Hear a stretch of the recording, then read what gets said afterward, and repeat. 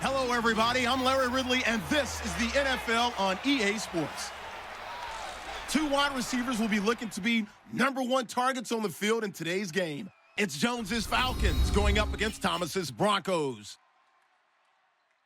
With that, it's time to hook up with our commentators in the booth as we turn it over to Brandon Godden and Charles Davis.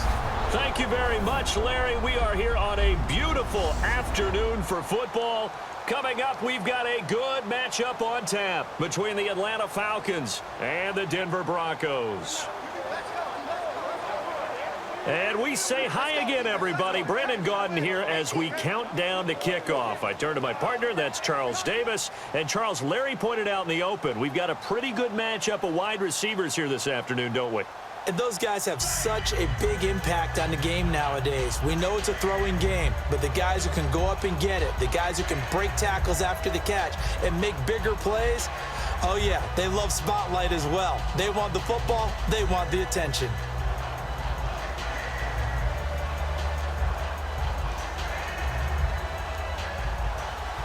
Now the kicker, Brandon McManus, about ready to get us started. And off we go from Sports Authority Field. This fielded a few yards into the end zone. And he'll be brought down at the 23, make it the 24-yard line. Matt Ryan leads the Atlanta Falcons onto the field. And Matt Ryan, the NFC Offensive Player of the Month for September, started October with a bang. 503 yards, Falcons franchise record. And able to connect with his #1 receiver, Julio Jones, for 300 yards worth of that 503. You mentioned him being the Player of the Month in September, and you said he got off to a great start in October.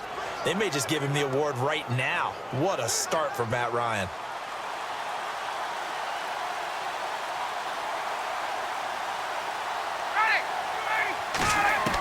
On first down, Ryan. And Jones has it over the middle. And they'll take him down at the 31-yard line. It's an 8-yard pickup, and there's that man Julio. Week 4, we mentioned it earlier, 300 yards. Matt Ryan's 503 was a franchise record for passing. Jones's was a record as well. It's amazing watching him run routes and get open.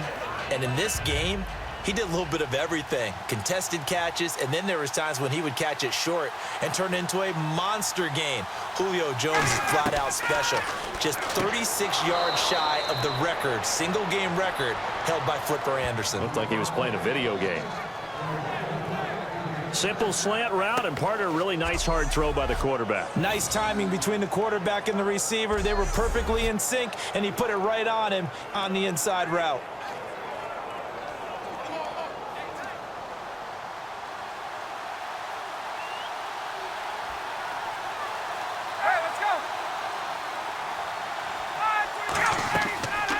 They'll run for the first time with Devontae Freeman.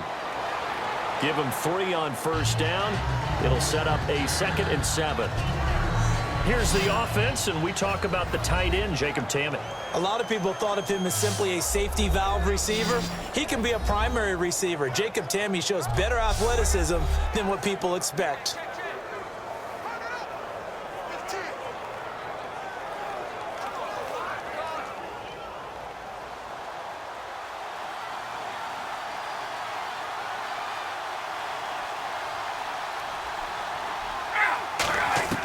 Now Ryan on 2nd down. It's hauled in by Hardy. It's a gain of 5, and that'll bring up a 3rd down.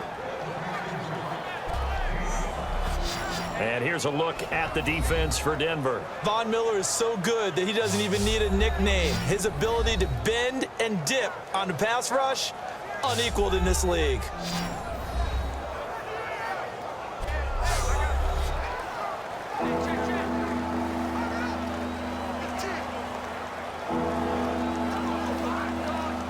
Two yards to go here on 3rd down.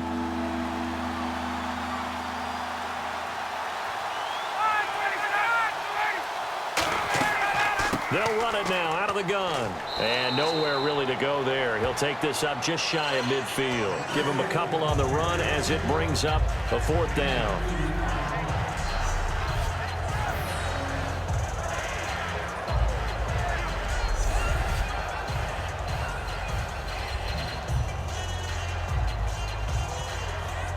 On fourth down, here's Matt Bosher on to punt.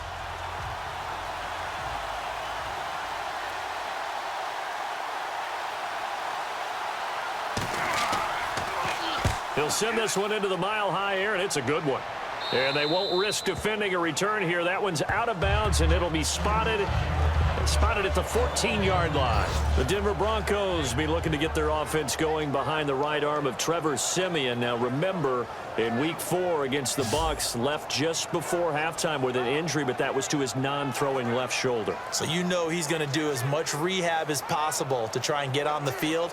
This team has responded to his leadership at the quarterback position, and he wants to be out there. He's worked awfully hard to get this opportunity.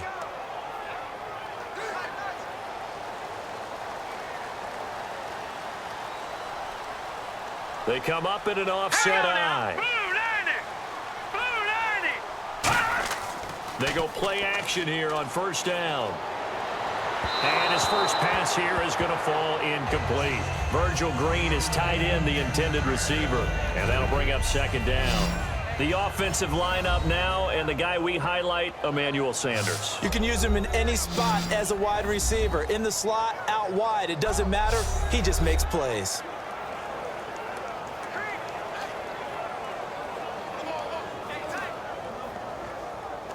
Second down now after the incompletion.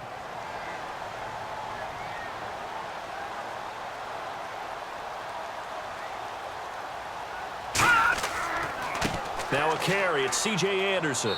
And a short gain across the 15 to the 17-yard line. Give him 4 on the ground there. They're now left with 3rd and 6. And here now the defensive starters for Atlanta. Robert Alford is another corner who has a lot of versatility. He can go out and cover the tallest wide receivers and work inside against the shifty slot receivers.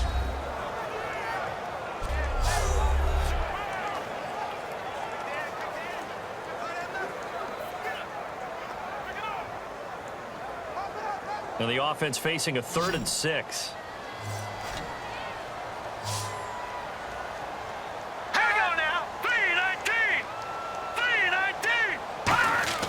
Siemian. And that is incomplete.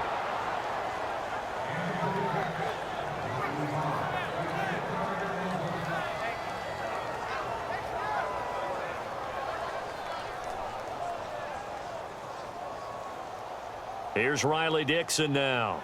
Back deep for the Falcons is Eric Weems.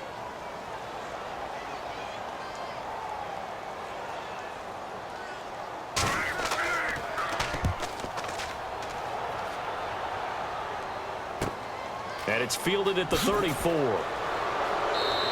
Give him 11 yards that time on the return. And it'll be Falcon football as they take possession.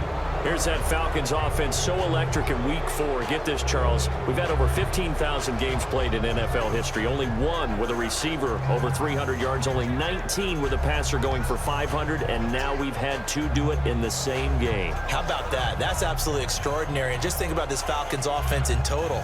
They can also run it, too, with Devontae Freeman and Tevin Coleman. They are dangerous any way they want to move the ball.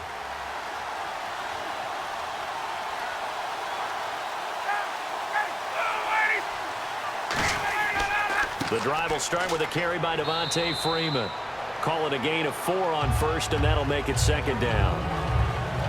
I know it's a word that we tend to overuse, but Devontae Freeman can be awfully explosive with the ball in his hands. He showed at the beginning of last year. He had 10 touchdowns the first couple months. The Falcons themselves were red hot, then sort of went down the tubes a little bit toward the end. Yeah, the team's record and its production declined the same way, but I really like his overall game. Again, they'll run with Freeman.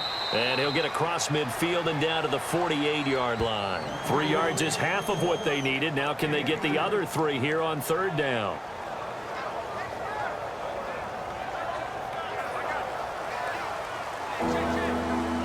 And the defense searches for one more stop here after the run on second down. Well, they brought in an extra defensive back here, so probably not expecting a run on 3rd and 3. A good call. Here's Ryan. Ryan hit, and he lost the football. On plays like this where the ball comes free, it's often unusual for the team that lost it to get it back. Because this is the quarterback. The ball gets away from him, Everyone else is trying to execute what they're supposed to do on offense. They're usually looking in the other direction, downfield, or have moved away from him. In this case, though, a teammate is able to come up with the ball. Here's Matt Bosher now, as he'll kick it away for the second time.